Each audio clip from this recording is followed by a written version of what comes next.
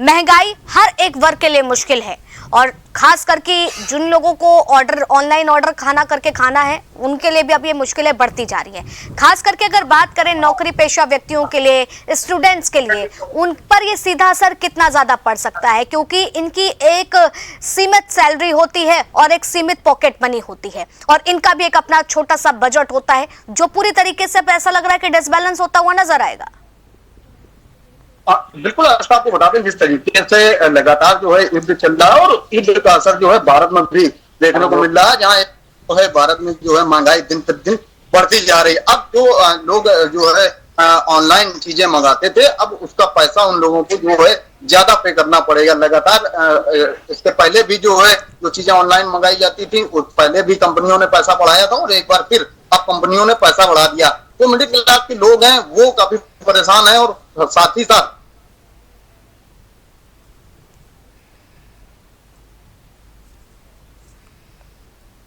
जो चीजें आती थी वो जो पैसा था वो उनको ज्यादा देना पड़ेगा। तो कानपुर में भी चीजें लागू और पूरे उत्तर प्रदेश सहित भारत में जो है युद्ध का असर देखने को मिल रहा है और यही कारण है कि महंगाई जो है लगातार बढ़ती जा रही है। लोगों में ये अब चिंता का विषय बन चुका है कि जिस तरीके से महंगाई बढ़ रही है आखिरकार आमदनी उतनी हो नहीं रही है। डीजल पेट्रोल की बात कर ली जाए तो डीजल पेट्रोल भी जो है बढ़ चुका है और साथ ही साथ जो भी चीजें हैं वो सारी चीजों में जो है महंगाई प्रतिदिन लगातार बढ़ रही है। और अब हिंदुस्तान की जनता जो है देश के प्रधानमंत्री और उत्तर प्रदेश के मुख्यमंत्री से उम्मीद लगा है कि इस जो युद्ध है इसको कहीं ना कहीं जो है बातचीत हो और ये युद्ध जब समाप्त होगा तभी जो है कुछ चीजें नॉर्मल देखी जाएंगी। हालांकि विपक्ष ये कहता है कि जब युद्ध वहां चल रहा है और राज्य सरकार केंद्र सरकार ये कहती है कि भारत में सारी चीजें ठीक है, तो आखिरकार महंगाई क्यों बढ़ रही है। तो लगातार सवालिया निशान सरकार पे खड़े होते हैं, विपक्ष लगातार हमलावर है, लेकिन जिस तरीके से महंगाई बढ़ रही है तो आम जनता भी जो है चिंतित है। जी बिल्कुल दीपक, सबसे बड़ा सवाल यही है, अगर चीजें स्थिर हैं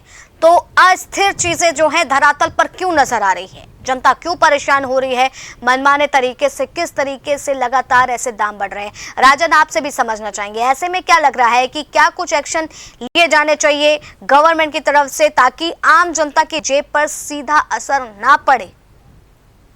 बिल्कुल, देखिए जिस तरह से कंपनियां मनमानी कर रही है, अपने तरीके से जो है दामों को बढ़ा दे रही हैं, तो ऐसे में आम जनता के लिए तो कम से कम ये एक तरह से उनके लिए बड़ा ही दिक्कत की सामना इस समय करना पड़ रहा है। और ऐसे कंपनियों पर बिल्कुल लगाम लगाना जरूरी है, क्योंकि उनकी मनमानी भाई नहीं चलेगी। हर चीज की एक समय होती है और ये 7 महीने के अंदर अंदर दूसरी बार जो है इस तरह से रेट बढ़ाना ये सही चीजें नहीं है। इसमें जो है सरकार को दखलंदाजी देनी चाहिए, ऐसे कंपनियों पर पूरी तरह से ब्रेक लगाना चाहिए। और जिस तरह से देखा जा रहा है आम लोगों को भी ये समझना चाहिए कि भाई ज्यादा से ज्यादा आप अपने घर से निकलिए और चीजों को जो है अपने हाथों से देखिए और उसको जो है फ्रेश देखिए, इसके बाद से उसको ऑर्डर कीजिए, जाके मार्केट में रेस्टोरेंट में खा लीजिए वो चीजें। लेकिन जो लोग मजबूरी में फंसे रहते हैं वही लोग ऑर्डर करें तो वो बल्कि सही है, लेकिन एक तरह से लग्जरियस लाइफ लेने के लिए लोग जो है इस्तेमाल करते थे तो उनके लिए कहीं ना कहीं, हालांकि उन लोगों पे ऐसे चीजों पे 2 रुपए 4 रुपए पे असर नहीं पड़ेगा, लेकिन कंपनी को इससे बहुत ही फायदा होगा। और कंपनी जो है करीबन 2, 2.5, 3 लाख जैसे ऑर्डर अगर वो पास करती है तो सीधे सीधे आप देखेंगे कि एक एक दिन का मुनाफा जो है 20-20, 22-22 लाख रुपया जो है कंपनियों को मिल सकता है। तो ऐसे में जो कंपनी है उन पर जो है लगाम लगाना जरूरी है, क्योंकि आम लोग भी इसमें शामिल है। ये टैक्स ये रेट का बढ़ना और टैक्स जो है सब आम लोगों पे भी पड़ता है, इसका असर तो आम लोगों के बचाव के लिए और आम लोग से ही कहीं ना कहीं जो है नेता और तमाम चीजें जो है उनका जो है फायदा होता है।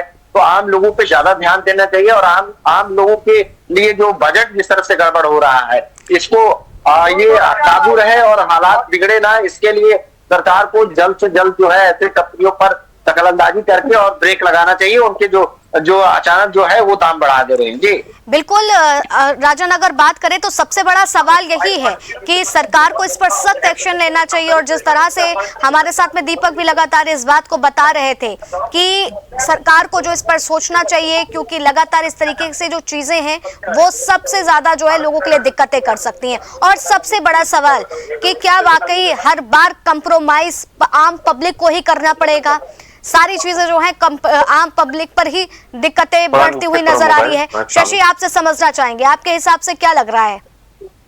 देखिए ये तो कहा जाएगा कि इस बार जिस तरह से मिडिल ईस्ट का वॉर हुआ, चलिए ये तो ठीक है, इसका खामियाजा लोगों को भुगतना पड़ रहा है, लेकिन ऐसे में ये कंपनियां जो है इस आड़ में ये लोगों के साथ इस तरह से गेम खेलना चाह रही है और लोगों के जो है जेब पे भारी पड़ने के लिए जो है इस तरह से जो है ये कदम उठा रहे हैं। तो ये अवसर का एक फायदा उठाने की बात हो रही है कि इसमें जो है बहती गंगा में हाथ धो लिया जाए और इसको लेकर वो ऐसी कंपनियां जो है ताक में है और इस पर जल्द ही ब्रेक अगर नहीं लगाया तो और भी कंपनियां इस फिराक में है कि अब ये मिडिल ईस्ट का वॉर है और इस वॉर में जो है बहती गंगा में हम भी अपना हाथ धो ले और वो भी अपने कंपनी जो है वो रेट को जो है आगे बढ़ा के और भी स्थितियां को गंभीर कर दे। तो ऐसे में ब्रेक लगाना जरूरी है। महंगाई बढ़ती रही तो आम जनता के लिए, खास करके अगर बात करें तो स्टूडेंट और युवा वर्ग पर कितना ज्यादा असर इसका पड़ेगा, और खास करके अगर बात करें तो मध्यम वर्ग और मध्यम वर्ग से भी निचले वर्ग यानी कि गरीबी रेखा वाले लोग।